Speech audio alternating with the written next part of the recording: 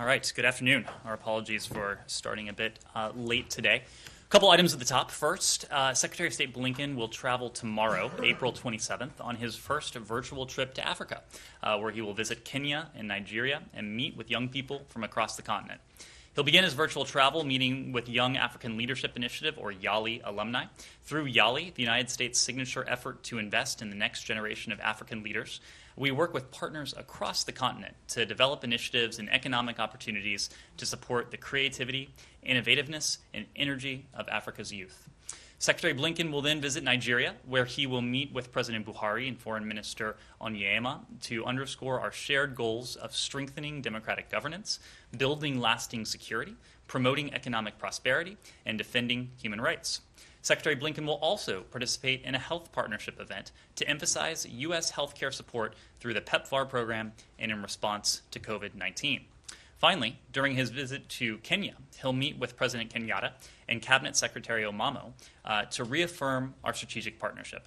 Secretary Blinken will also visit Kenyan-based renewable energy companies, and in solidarity with Kenya amidst the pandemic, we will highlight a U.S.-donated mobile field hospital providing essential COVID-19 medical supplies via AFRICOM and the Massachusetts National Guard's State Partnership Program. Next, today we remember human rights activist Shulhaz Manan, who was murdered 5 years ago for his courageous work on behalf of marginalized communities in Bangladesh. At the time of his death, he worked in USAID's Bangladesh Office of Democracy and Governance, where he helped lead programs to combat trafficking in persons, reduce gender-based violence, and promote human rights. Before joining USAID, he served for 9 years as the protocol specialist for the U.S. Embassy in Dhaka, where he was a founding member of the embassy's diversity committee. Shulhaz's selfless dedication to advancing the principles of diversity, acceptance, and inclusion exemplified the best of Bangladesh, as did his generosity of spirit, devotion to family, and dedication to community. Today, we honor his fearless advocacy on behalf of his fellow Bangladeshis and recommit to upholding the dignity and human rights of people around the world. So with that, happy to take your questions. Thanks. Where to begin? Let's start with East Africa. In addition to this virtual trip to Kenya tomorrow, Kenya is, of course, a key player in the whole IGAD process. The Secretary spoke with the Prime Minister of Ethiopia today, and the message seems to be getting increasingly impatient, perhaps, for the fact that there are still Eritrean troops in Tigray. And I'm just wondering, apart from the talk and the pressing for them to get moving on this withdrawal, if and when it's going to happen, are you prepared to do anything else to make your case, either with the Ethiopians or the Eritreans?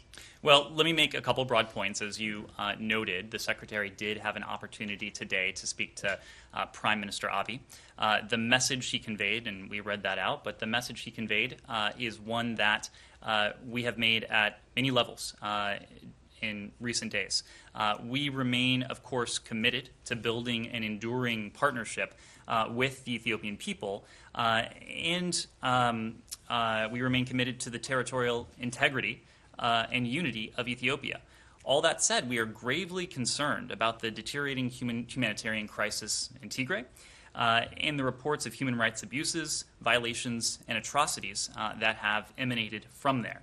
This administration has encouraged international partners, including the AU and regional partners, to work with us to address the crisis in Tigray, including through action at the UN and other relevant bodies. Now, of course, we have heard statements emanate from the region. We have heard the Eritrean government's public statement that it will withdraw its forces from Tigray, but that must still be implemented in practice. There is no evidence that such a withdrawal is underway, and any such withdrawal must be immediate and verifiable. We also call and continue to call for a withdrawal of Amhara regional forces from Tigray for an immediate end to the hostilities, all of which are critical to protecting civilians and ensuring unhindered humanitarian access. We continue to raise our grave concerns over the abuses and violations, human rights violations that I mentioned before. We condemn in the strongest terms specifically the killings, the forced removals, the sexual violence and rape, and other human rights abuses that multiple organizations have reported on the ground in the region. As more information comes to light, the urgency to meet those commitments and to move forward with independent international investigations and accountability only increases. You probably noticed that at the end of the readout of the Secretary's call today, he did note that our new special envoy for the Horn, Jeff Feltman, Ambassador Jeff Feltman, will be traveling to the region in the coming days, and of course we expect this to be a topic of his conversations there. Are you not at the point where you're warning them that there could be specific measures taken against either country? Well, I would say that, of course, there have been some private communications, including between the Secretary and the Prime Minister. Of course, Senator Coons recently undertook travel to the region at the behest of the President and the administration to convey similar messages to Prime Minister Abe and others. And I would expect these will be conversations that the Special Envoy will have when he travels to the region in the coming days. When that happens, can you give us like dates and? Certainly, we will provide more details on his travel before it takes place. Great. Yes. There's been some news about vaccines and the White House saying that these AstraZeneca vaccines are going to start going to other countries. I wondered if you could give us a bit more on the process for deciding, who's going to get vaccines when the US is giving them out. I guess is this you've talked before about giving money to COVAX. Mm-hmm. I think what the word from the White House today was that these would be distributed through direct partnerships. So does that mean not through COVAX? And are you choosing to give these to countries based on need, or is this based on relationships and not obviously what the Secretary said, not political favors, but what is the basis for this? Well, I would say broadly that it's based on a couple things. One is the broad recognition that as long as this virus is spreading anywhere, it is a threat to people everywhere. That point applies to COVID in India. It applies to COVID in the United States. It applies to COVID anywhere around the world. And so that is why we have consistently spoken of our efforts not only to get the virus under control here, recognizing that the United States has been the site of the world's worst outbreak to date, but also recognizing that as long as the virus is circulating here, it poses a threat and continues and has the potential to continue to mutate, to pose a threat well beyond our borders. But that's also why, since the very first days of this administration, in fact, the very first day of this administration, President Biden has committed the United States to be a leader when it comes to global public health, re-engaging with the WHO on day one, committing $2 billion to COVAX immediately, another $2 billion over time as well. The loan arrangements we've discussed and we've talked about in the context of Mexico and Canada, and of course our engagement with the Quad that will seek to increase production capacity within India itself. Let me just spend a moment on the situation in India, which of course is of great concern to the United States, and we have always stood in solidarity with our friends and our partners in India. We are working nonstop across the government to do all we can to deliver on an urgent basis the supplies most needed within India, and that includes oxygen assistance and related materials, but it also includes supplies of therapeutics, rapid diagnostic test kits, ventilators, personal protective equipment or PPE, all supplies to protect India's frontline healthcare workers. It includes raw material urgently required for the manufacture of the Covishield vaccine. And we've also deploying an expert team of public health advisors from the CDC to work in close collaboration with our embassy on the ground, India's health ministries, and India's epidemic intelligence staff. Now, of course, these details that we've released in recent days follow regular consultation and discussions with our partners in the Indian government. Of course, the president had an opportunity today to speak to Prime Minister Modi. The secretary has had an opportunity in recent days to speak to his counterpart, Foreign Minister Jaishankar. Jake Sullivan, the National Security Advisor, spoke to his counterpart. Wendy Sherman, the Deputy Secretary of State, spoke to her counterpart. And we've been doing that to demonstrate our solidarity with the Indian government, with the Indian people, but also to hear about the needs of the Indian government and to assess, based on our own capacity, what more we could do. We've always said that as we are in a position to do more, we will do more. And this gets back to the issue of President Biden's commitment on the part of the United States to continue to be a leader when it comes to humanitarian relief and a leader when it comes to global public health. What we are talking about today in the context of India is a natural complement to what we've been doing over the course of this administration, doing what we can to be a leader in terms of the global response to this virus, even as we continue to address it here at home with our vaccination drive. Does that mean that India is a priority, or how are you prioritizing? Well, it is. It certainly goes without saying that India is enduring a horrific outbreak.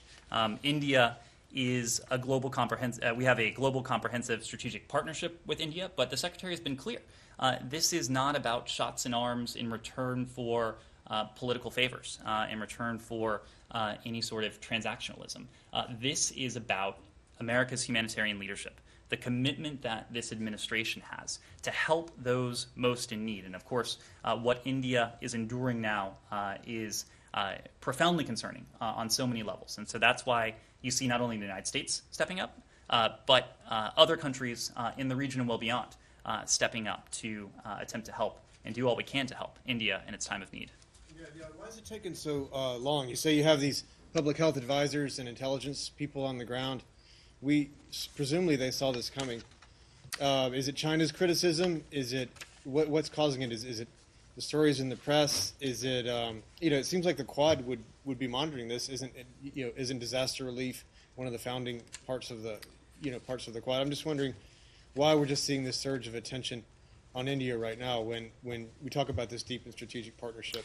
Well, I would take issue with the premise that it has taken us a long time. I would note that, of course, we have talked about our stepped-up assistance to India in recent hours, and we've always said, as we assess we're in a position to do more, we will do more, and you have heard us make good on that pledge. But from the earliest days of this pandemic, we have provided much-needed assistance to India, just as India came to our aid when we were enduring the worst of the pandemic here in this country. Since the beginning of the pandemic, the United States has provided nearly $19 million in total assistance, and that includes nearly $11 million in health assistance to help India slow the spread of COVID-19.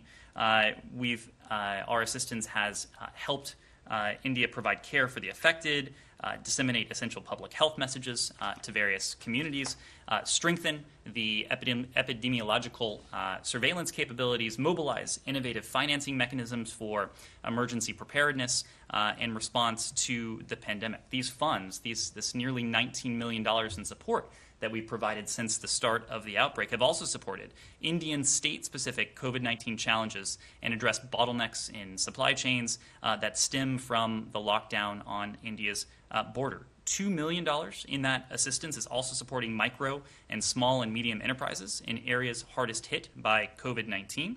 And as I alluded to before, the CDC has committed $3.6 million to assist the government of India's response to the epidemic. Those resources are trained at prevention, preparedness, and response activities in India. So it is certainly not the case that what we have spoken to in recent hours is the start of our engagement. But we recognize that as the current outbreak has taken incredibly concerning turns in India, that there was more we could do. And we, in consultation with our Indian partners, have determined that the steps I referred to earlier are available to us, and they would be of great benefit to our partners in India. I mean, is there more to come? You talk about 19 million here, 3.6 million there in a country of that measures its population in terms of a billion.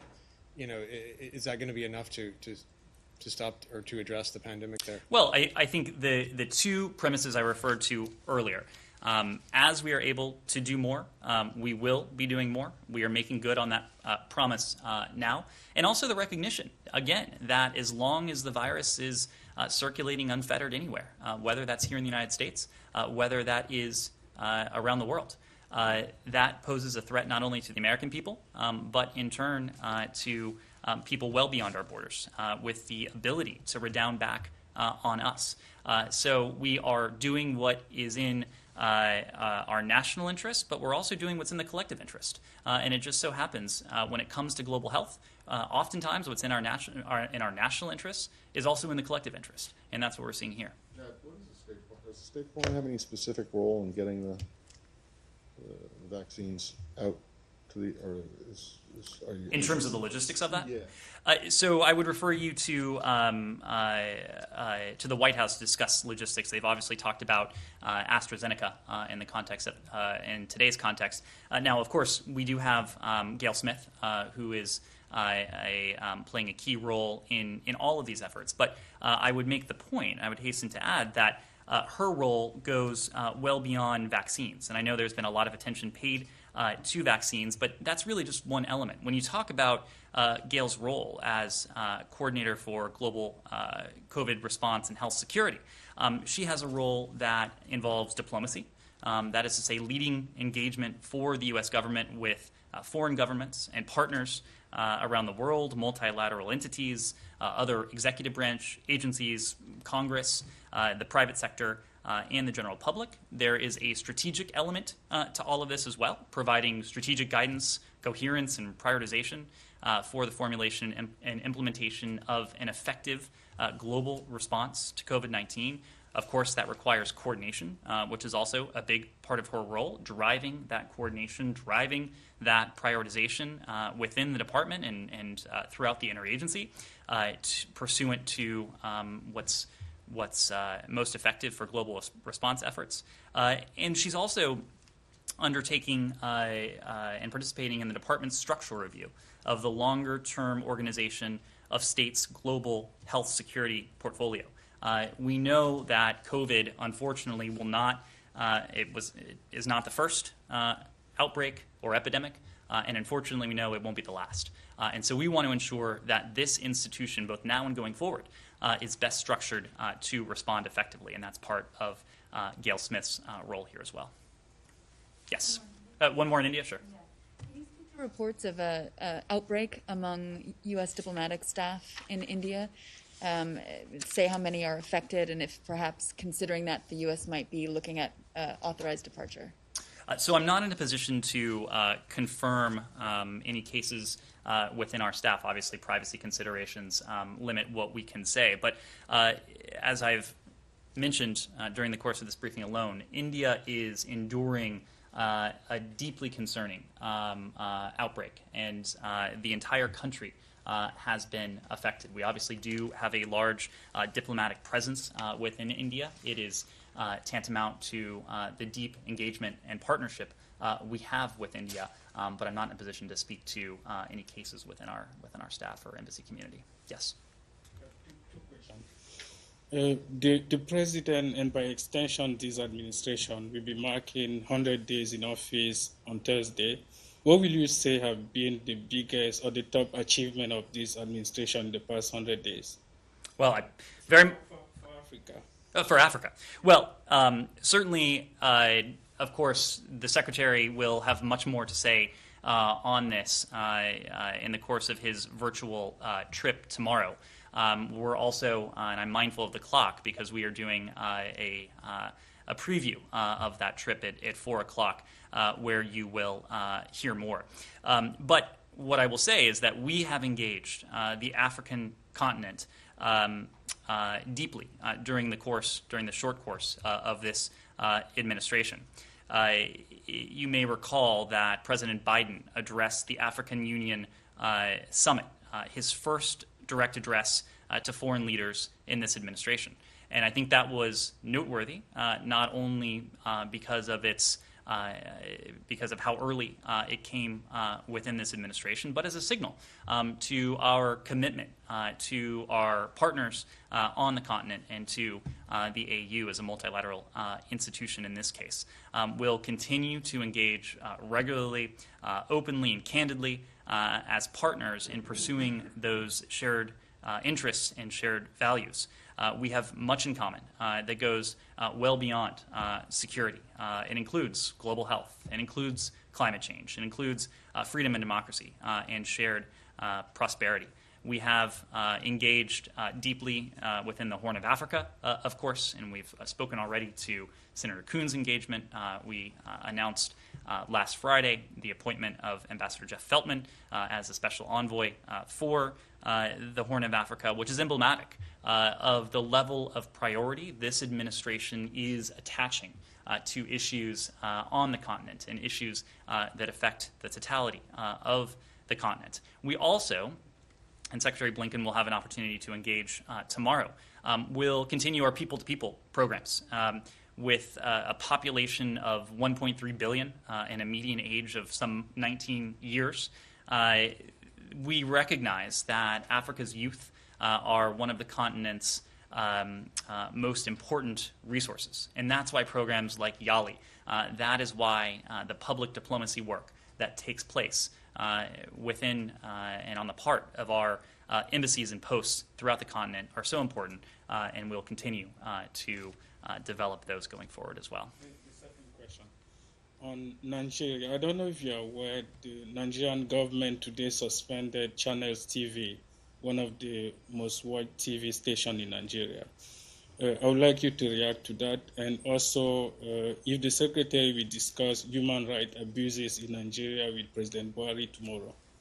Well, human rights are always on the agenda when it comes to this administration's foreign policy, whether that is Africa, whether that is any other region. So I can guarantee you that issues of democracy and human rights will be on the agenda in both countries. When it comes to the suspension of the channel you noted, I don't have a specific response except to say that it is a hallmark of media freedom, plurality of media venues. Those are hallmarks of any democracy, and those are important. We will continue to advocate for them in our foreign policy going forward. Yes. Yeah, thanks. You've probably seen these leaked remarks by Iran's foreign minister in an interview that he evidently did not think would become public for a long time. One of his key points was that the Iranian military, the IRGC, according to him, is basically calling the shots in Iranian foreign policy. So does that give this administration any pause about Mr. Zarif as an interlocutor in the nuclear negotiations? He also seemed to suggest that Russia had been essentially trying to sabotage the nuclear talks during the Obama administration. Does that give you guys any concern about Russia's intentions? Do you believe that Russia is fully supportive of restoring the JCPOA and the larger process with Iran? Well, I will start by saying, and you won't be surprised to hear, that we don't comment on purportedly leaked material. Of course, we can't vouch for the authenticity of it, for the accuracy of it, and so, of course, I'm not going to comment directly on what's on that tape, on that recording.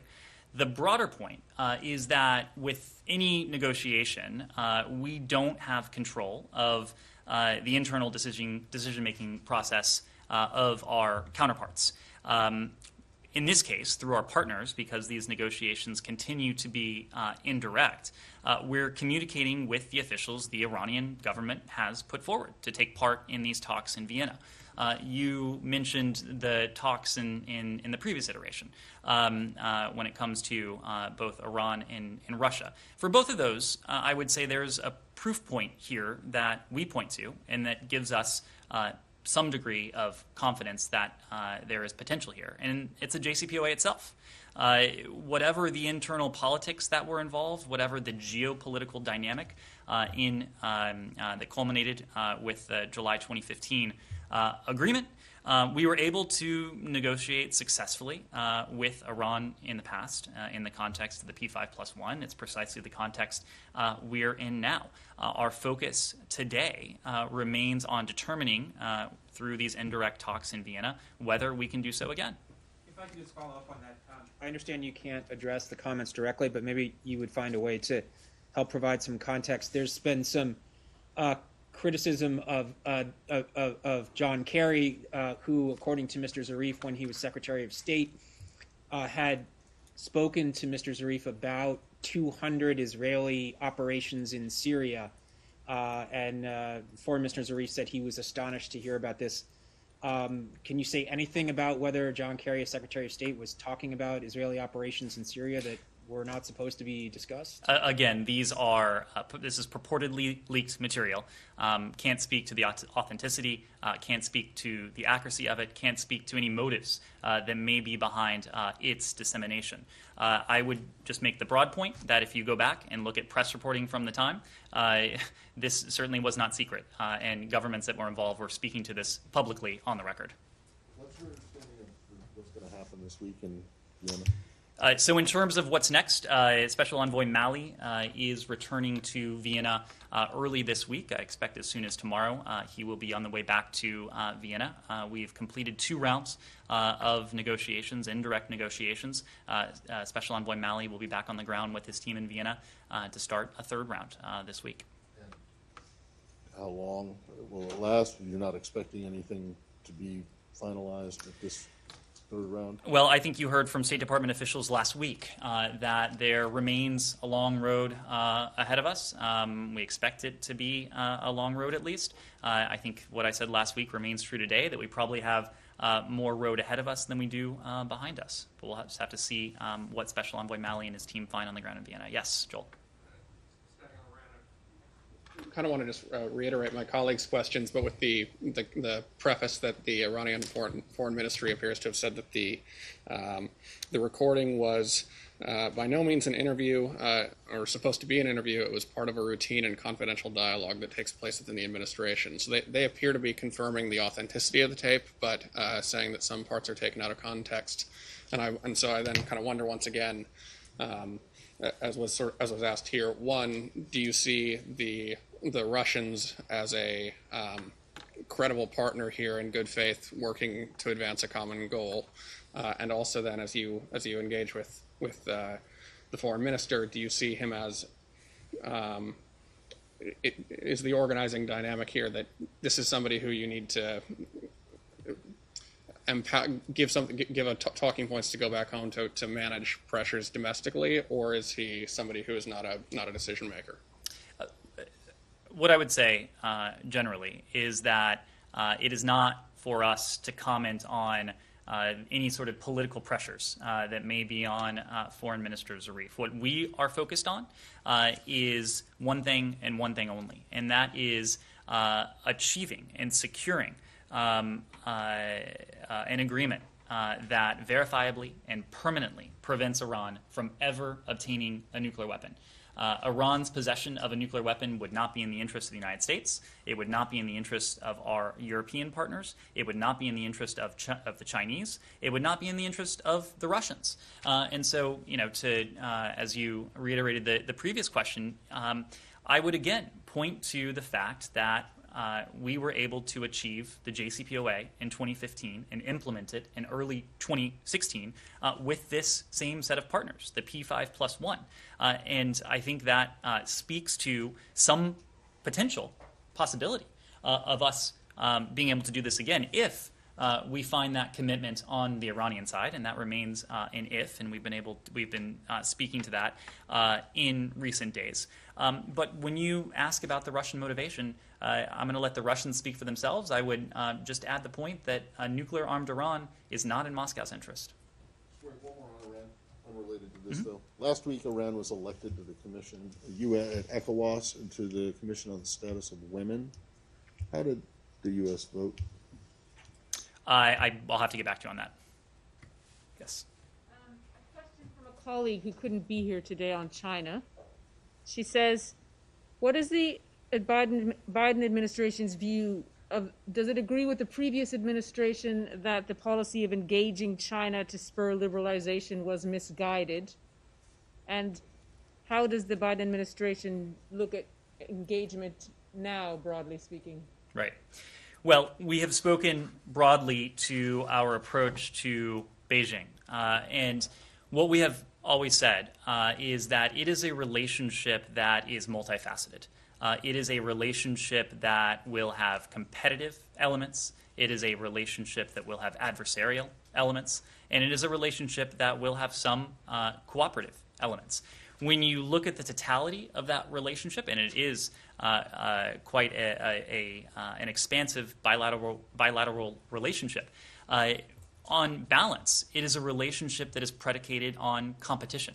Our goal in not only engaging with Beijing, but also with our partners and allies, and also here at home, harnessing our domestic sources of strength, is to be able to compete and ultimately to outcompete with China. This is an approach that, while it has human rights at the center, it is not an approach that requires any rose-colored glasses about the nature of the PRC, the nature of its leadership. We are focused first and foremost on competing with and outcompeting the PRC, and that's what we're doing, calling upon those sources of strength, our allies and partners, our values, our domestic sources of strength, to use them in this relationship that is fundamentally one of competition. Do you think that the previous policies of engagement were misguided? I'm not going to speak to previous administrations. I'm going to speak to this administration's approach, and that's precisely our approach. It is a clear-eyed, principled approach to the PRC that recognizes competition at the center of that relationship. We can have time for a quick final question. I know we're running to another engagement. Just follow up on that. So by stressing this competition, this clear-eyedness, no rose-colored glasses, you're basically saying you don't expect China to change.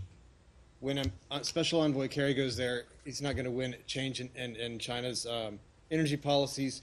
When our trade officials go there, they're not going to get a reform in China's economy. Is that? No, I'm not saying that at all. And in fact, I said at the outset, it's a relationship that has competitive aspects, adversarial aspects, and also cooperative elements to it as well. When you think about those areas of shared interest that we have, you named a couple of them. Climate, of course, is one. Secretary Kerry was just in China several days ago, and you saw the joint statement that emanated from that visit. Non-proliferation is another one. Iran, we've talked about in this context already, is another one. There may be others as well. And so we certainly do hope and expect that we'll be able to achieve progress vis-a-vis all of those priorities, not because it's in the PRC's interest, but because it's in our interest.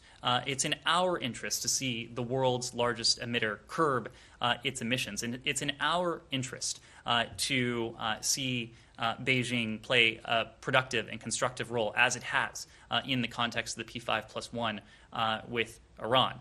It's in our interest to see other cooperative aspects of this relationship be furthered. But what I'm saying is that at the core, we recognize this to be a relationship predicated on competition. And our goal throughout is to compete and to call upon our sources of strength to outcompete with Beijing going forward. Thank you all very much.